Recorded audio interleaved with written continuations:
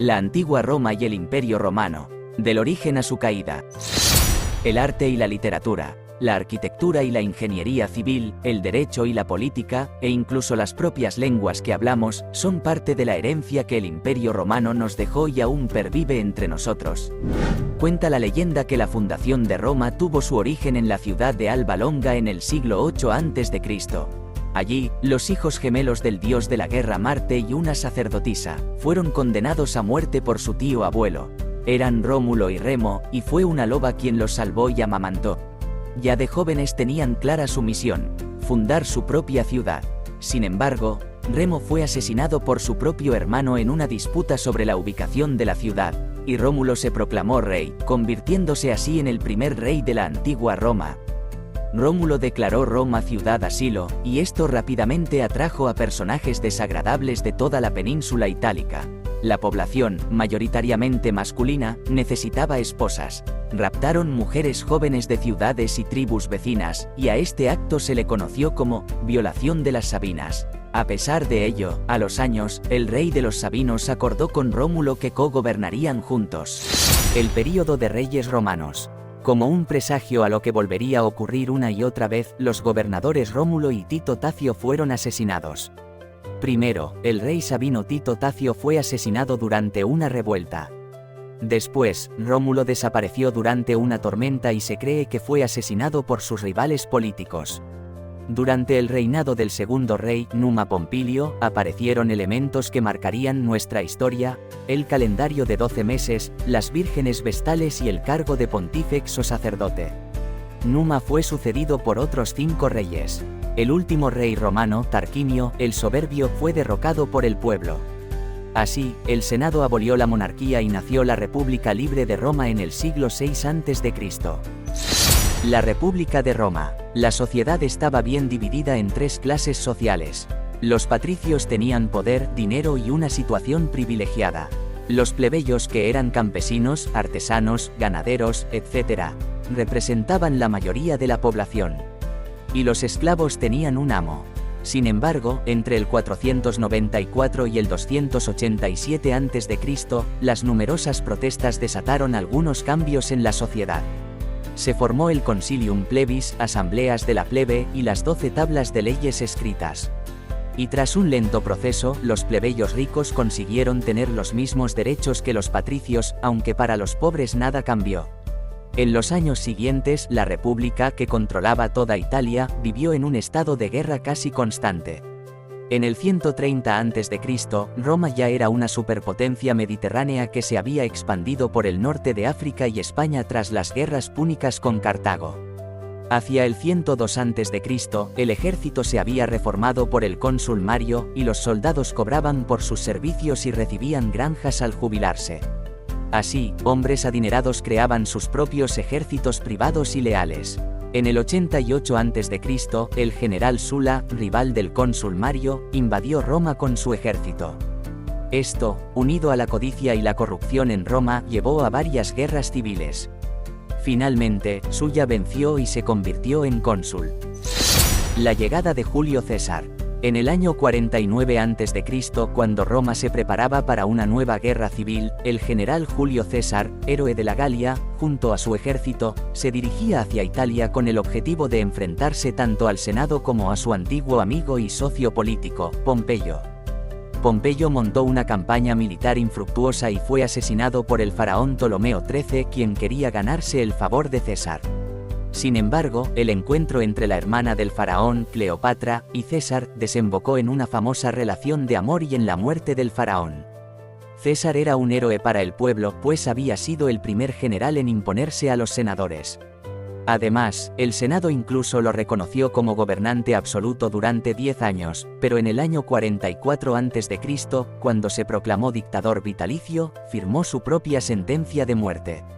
Una conspiración de senadores lo asesinaron a puñaladas en el edificio del gobierno en los idus de marzo. Su muerte perseguía volver a la República, pero desembocó en una nueva guerra civil. Esta vez, se vieron implicados el general Marco Antonio, amigo de confianza de César, y el sobrino y heredero de César, Octavio, quien salió victorioso. Egipto, con su vital cosecha de grano, quedó bajo el control de Roma. Esto marcó el fin de la República y el comienzo del Imperio Romano. El período del Alto Imperio. Octavio se declaró emperador y se rebautizó como Octavio César Augusto. Y así, en el año 27 a.C., daba comienzo el Imperio Romano. Augusto era único gobernante, pero consiguió crear una ilusión de que la República aún existía.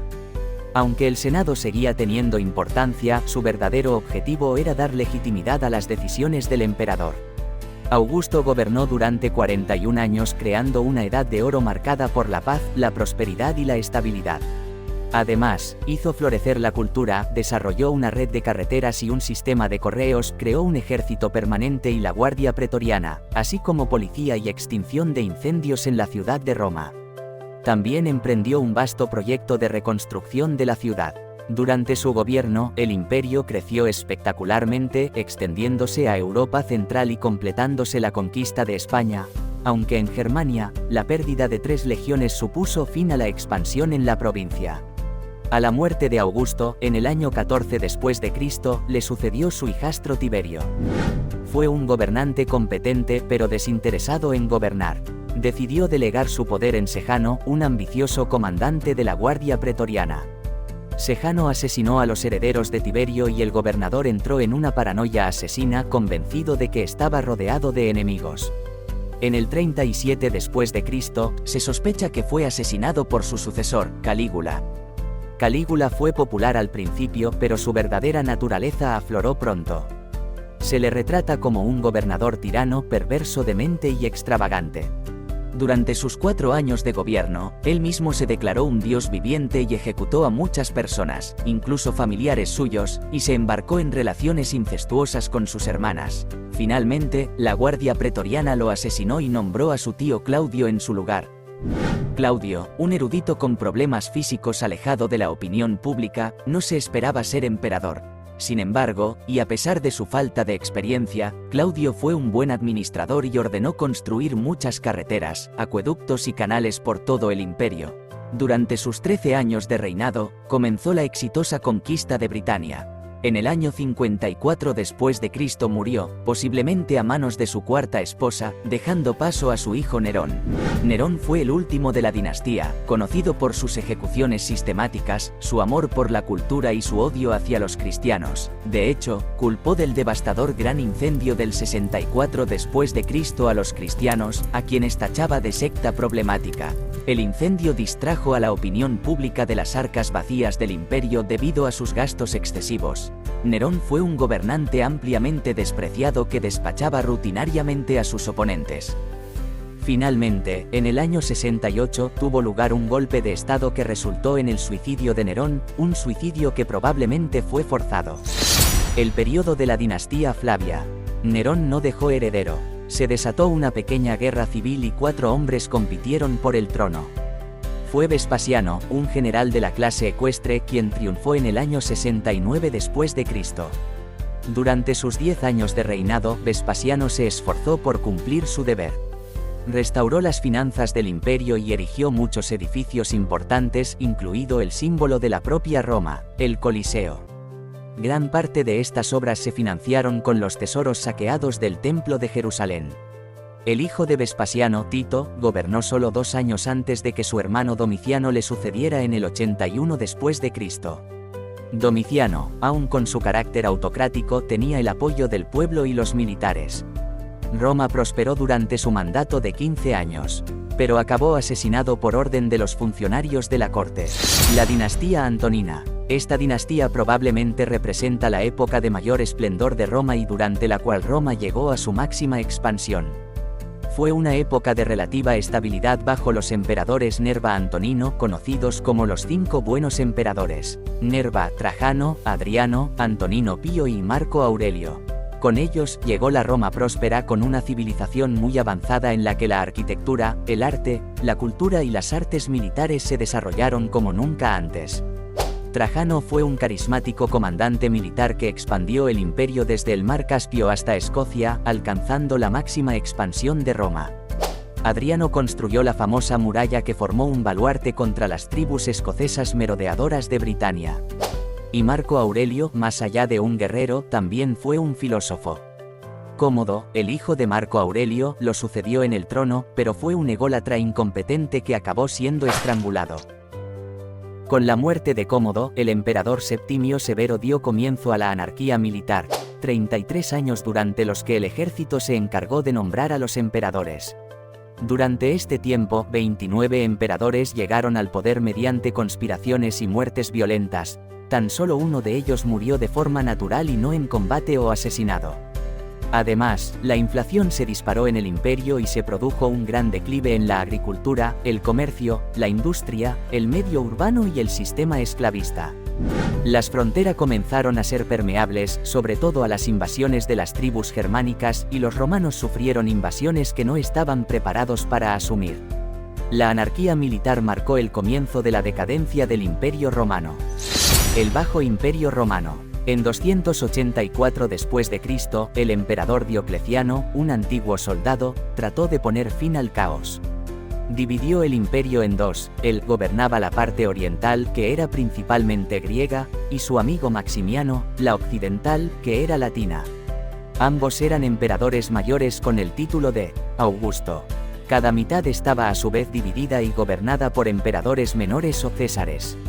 Esta tetrarquía solo duró unos 30 años, pero creó paz y estabilidad. A los cristianos no les fue bien con el nuevo régimen. Se negaron a rendir culto a Diocleciano, que se había autoproclamado la encarnación de Júpiter en la tierra. Se derribaron iglesias, se quemaron escritos sagrados y se persiguió a los cristianos. Paradójicamente, esto no hizo sino fortalecer el cristianismo y, en última instancia, condujo a la abdicación tanto de Diocleciano como de Maximiano en el 305 después de Cristo. Siguieron las luchas internas para ver quién les sucedería y, finalmente, salió victorioso Constantino I, el Grande. Una vez siendo gobernante del Imperio de Occidente, Constantino legalizó el cristianismo. Alegaba que Cristo le había llevado a la victoria sobre sus rivales. Sin embargo, se aseguró de no alienar a quienes aún seguían las antiguas religiones. En Oriente, su homólogo Licinio había perseguido a la considerable minoría cristiana por temor a que se alzaran en apoyo de Constantino. En el 324 después de Cristo, Constantino y Licinio se enfrentaron en Bizancio. Con la victoria de Constantino, Oriente y Occidente se unieron bajo un solo gobernante. En los años que siguieron, el cristianismo floreció y se prohibieron muchas de las prácticas menos sabrosas del pasado, como los sacrificios rituales, los juegos de gladiadores y la crucifixión como forma de ejecución. En tan solo 6 años se estableció una nueva y magnífica capital romana en la antigua ciudad de Bizancio. Nueva Roma, como fue llamada en su fundación, se situaba entre los extremos oriental y occidental del imperio, en importantes rutas comerciales. Fue rebautizada como Constantinopla y atrajo a gentes de todo el imperio en busca de una vida mejor. En el año 395, el emperador Teodosio I dividió el imperio entre sus dos hijos, Arcadio y Honorio. Esto dio lugar a la división del imperio, el Imperio Romano de Oriente, conocido como Imperio Bizantino y con capital en Constantinopla, y el Imperio Romano de Occidente, con capital en Rávena. Con Teodosio ya se había adoptado el cristianismo como religión exclusiva. Tras la división, el Imperio Romano de Occidente no era ni la sombra de lo que había sido. En el año 476 después de Cristo, el Imperio Romano de Occidente cayó tras años de defenderse de las intrigas militares y políticas de los bárbaros intrusos. Así, se marcó el fin de la Edad Antigua y el comienzo de la Edad Media. El Imperio de Oriente continuó como Imperio Bizantino, mucho más cohesionado y mejor gestionado. Se derrumbó bajo el poder de los turcos otomanos en 1453. Después de casi un milenio, el Imperio Romano había llegado a su fin.